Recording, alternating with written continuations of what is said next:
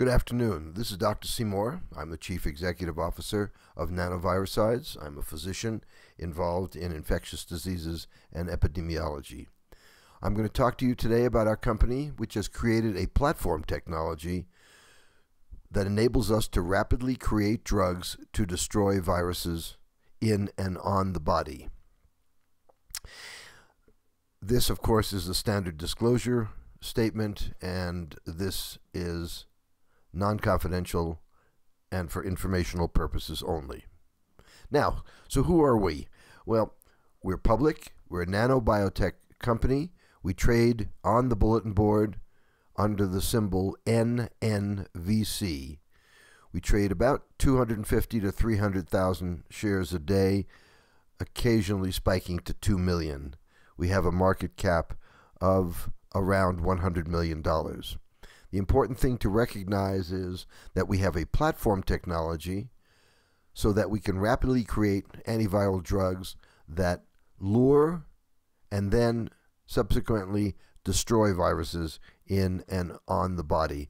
When I say on the body, I'm talking about on the skin, the genitals, and in the eye.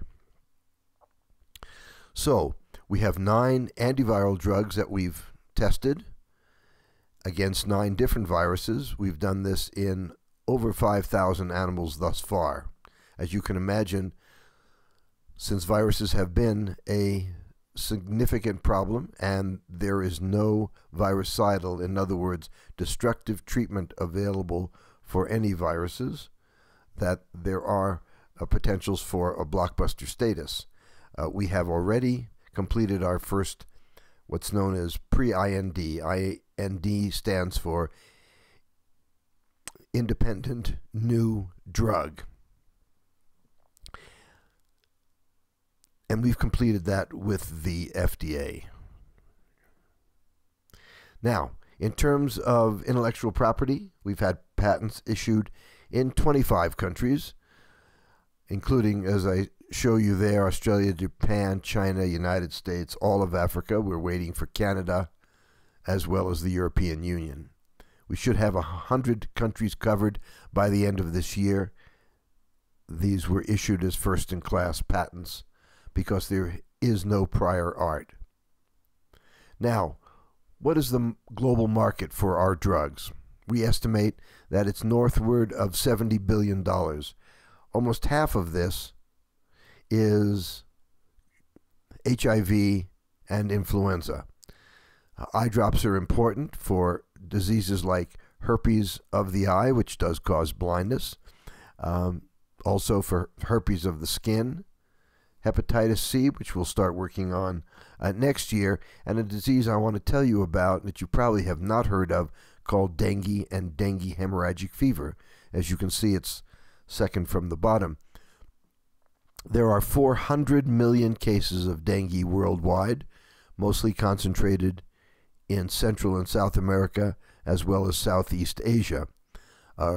Rio de Janeiro recently had 1 million cases of dengue. Now, in dengue, which is also known as break bone fever, when you get infected, you don't die. You only wish you were dead.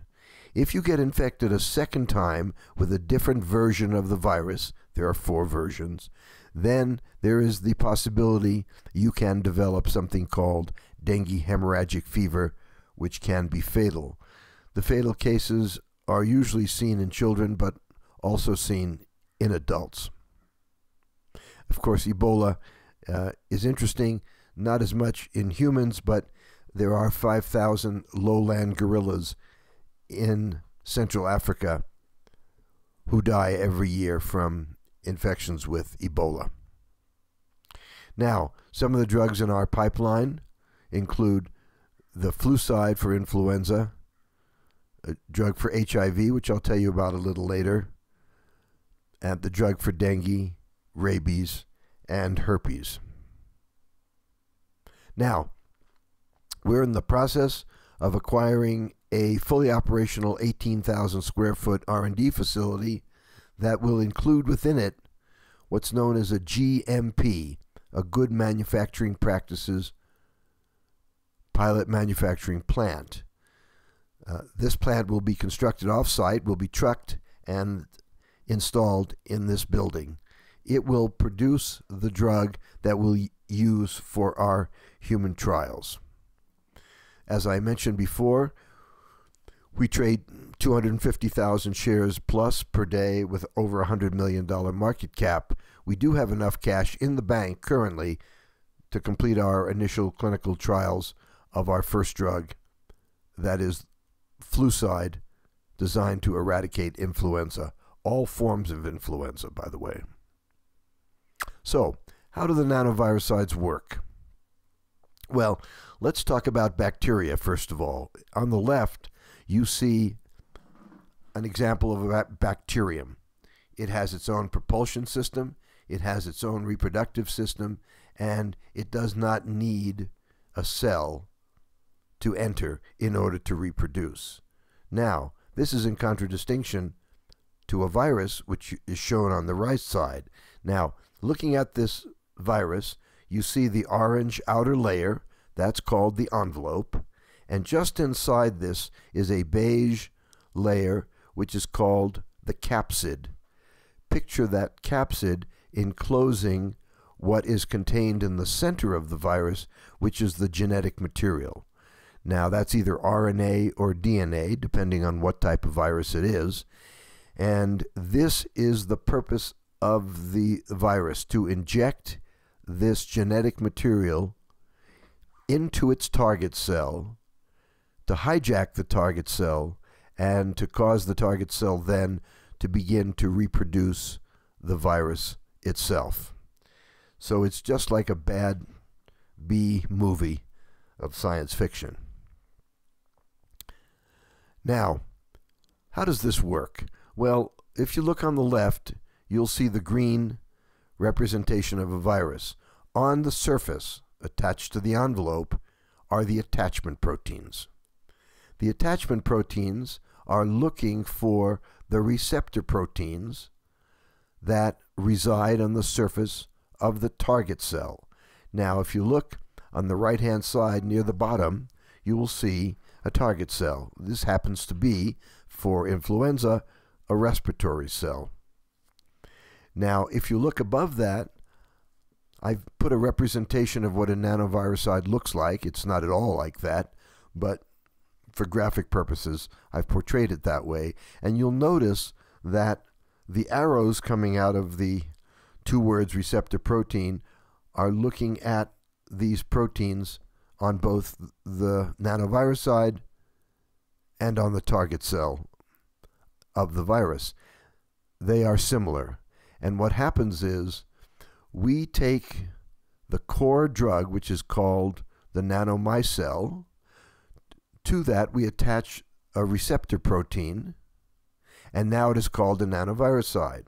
We then flood the body with these nanoviricides, and my physicist friends calculate that there are 75 trillion of the nanoviricides sitting in 1 teaspoon of the drug. Now, how does it work? Well, you can see in the bottom left, on number 1, the nanoviricide is binding to the green virus particle because of the interaction of the attachment protein of the virus and the receptor protein of the nanoviricide. And then as this progresses, the virus begins to slime the nanoviricide begins to slime the surface of the virus, much like in Ghostbusters, until the virus is completely encased in the nanoviricide. Now, the virus is unable to attach to its target cell, so it's rendered ineffective. It isn't destroyed yet, but it's incapacitated. Now here, in this next slide, I show you on the left an electron micrograph of what's known as a cytomegalic virus. This is different than other viruses in that it has multiple capsids. You can see that there's an arrow attached to the attachment proteins. There's an arrow attached to the envelope of the virus, and the capsids are in the center. Now, if you look to the right, this is what happens after 5 minutes of incubation of the virus with our drug. The envelope is blown apart, and the capsids come streaming out into the circulation. They are then harmless. They have no way of attaching to anything because they've lost their viral carrier, and they're picked off by the immune system cells, the lowest level scavenger cells that are constantly circulating in the body. Now, here's something very important. The nanoviricide does not care about the host. It's independent of the host. So it makes no difference if you have a woman or a salamander or a mouse or a dinosaur. As long as all those creatures have a virus in the circulation, the viricide will destroy the virus.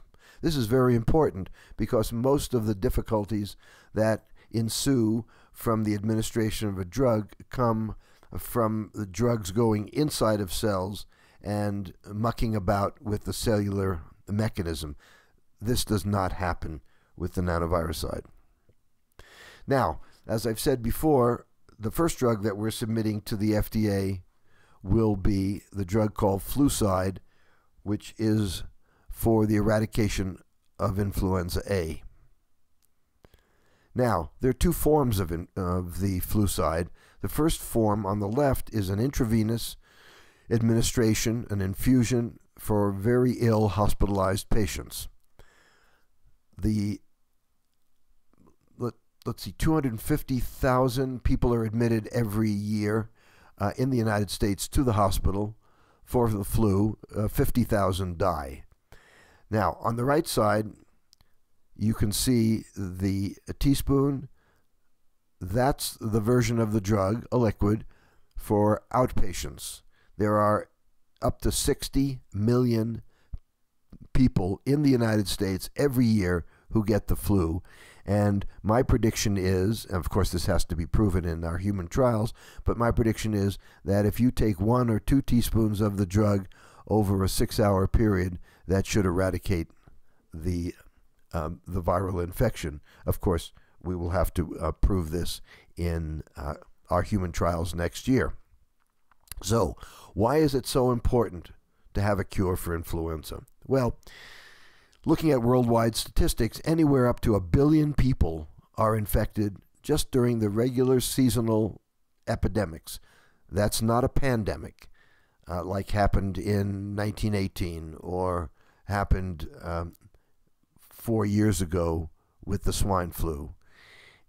There are millions of cases of severe illness tying up hospital beds, and as I said, up to 60 million people get the flu every year in the United States. If there is another true pandemic, and scientists are now talking about this new H7N9 variant of the flu that's circulating in China,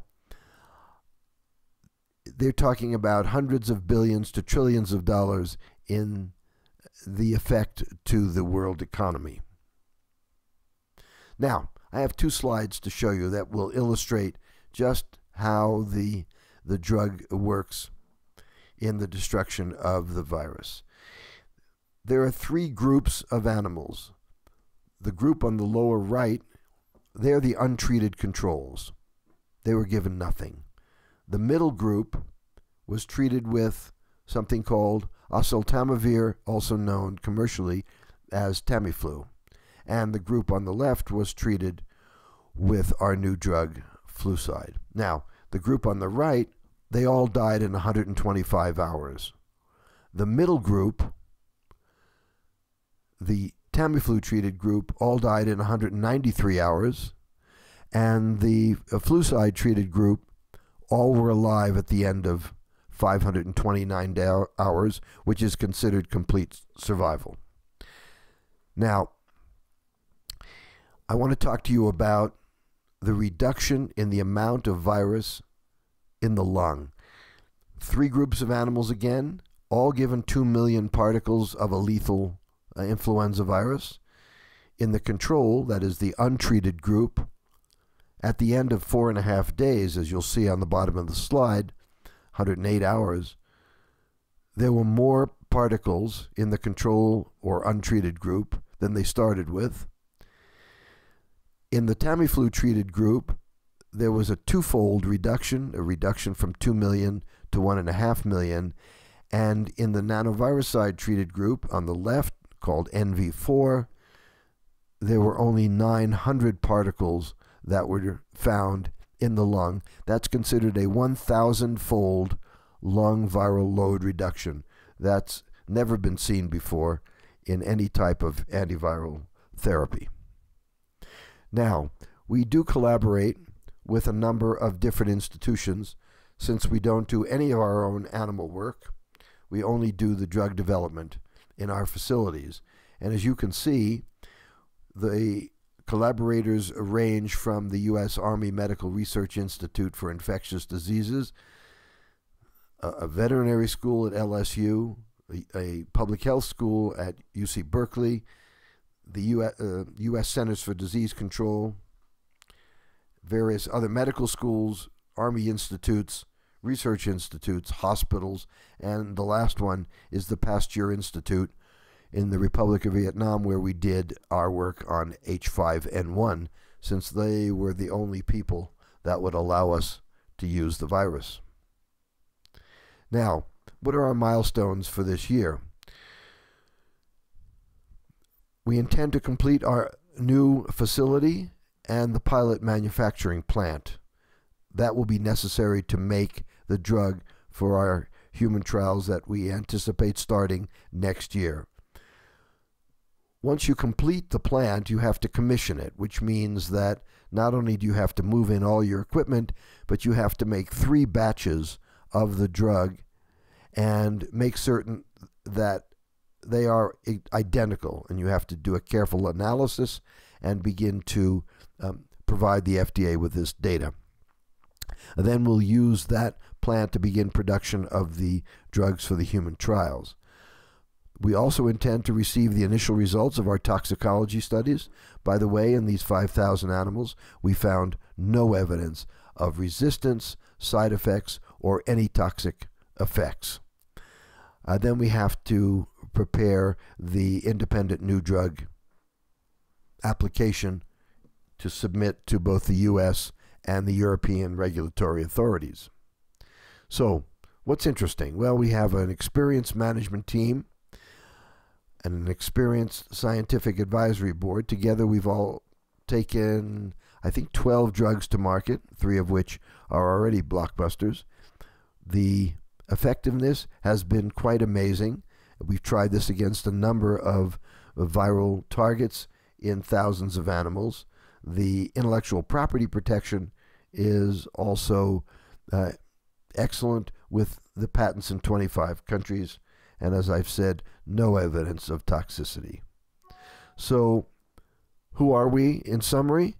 We're a public company, $100 million valuation, addressing a $70 billion plus market with the ability to rapidly create drugs. And when I say rapidly create, I'm talking about weeks instead of years. This is a completely new technology. Think of it as a Lego system that combines 2 aspects. One is the nanomicelle, this little 20 billionths of a meter structure, common to all of our drugs. And then, like a Lego, you plug in the mimic or receptor protein that mimics what's expressed on the target cell of the particular virus. We've done already 9 antiviral drugs. You'll be hearing in the very near future about some new viruses that are of great concern worldwide that we're starting work on. We've completed our first pre-IND meeting with the FDA, and we have sufficient cash for our initial human trials for FluCide. And by the way, I'm sure that when you think of human trials for a drug, you think of hundreds of millions of dollars and years of time. Well, in this case, because the disease only lasts a week, 2 weeks, that it is possible to complete human trials in the space of a few short months. 4 parts to the human trials. The first group is the phase 1 group. It's called a safety study, and what you do is you give increasing dose of the drug to very healthy volunteers. I've had experience with that. I've done that as a medical student. And then you see if there are any side effects. Once that's done, you immediately move into what's known as a phase 2A study, and that is where you take 25 healthy volunteers, you infect them with the seasonal virus, you isolate them and treat them. That takes a week to 10 days. Then you move into phase 2B, which is about 100 hospitalized patients, and then the final phase is a phase 3, which can include up to 500 patients. Although it is possible, based on new regulations passed by the FDA, to get approval even before you do your larger 500 patient study. And you can imagine that if you're working with 10 different hospitals during a bad flu season, you can easily pick up the 500 patients you need in a very, very short time. So, most importantly, if you remember what the father-in-law said to Dustin Hoffman, well, I think he should have said nanoviricides. Thank you for listening. I'll be around in a live session for any Q&A that you have.